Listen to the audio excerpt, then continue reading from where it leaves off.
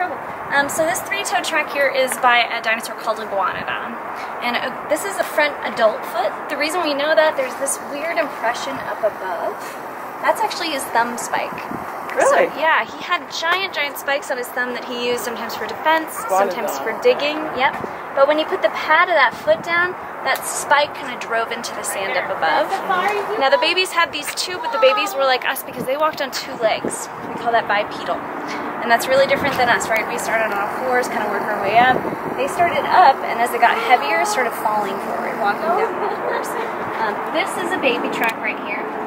And if we follow these two, we can actually see they're walking together. This is a parent and a baby iguanodon walking along the beach. And at the time, this was basically a flat, swampy beach that was a migration route. We can actually tell from tracks whether or not an animal is walking or running. And what we see here are a bunch of different animals, a lot of herd animals that are walking back and forth. So we actually think this is a migration route rather than like a hunting ground.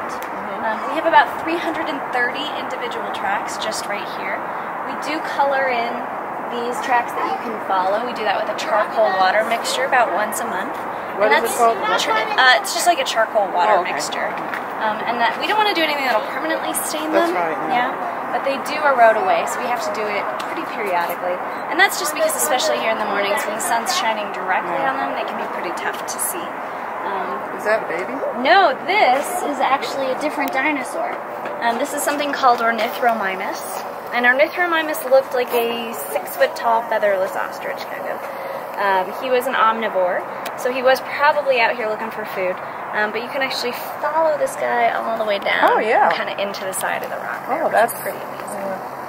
So here we have this migration route. We've got a lot of different dinosaurs walking together. But the main ones we have are the Iguanodon and the Ornithomimus.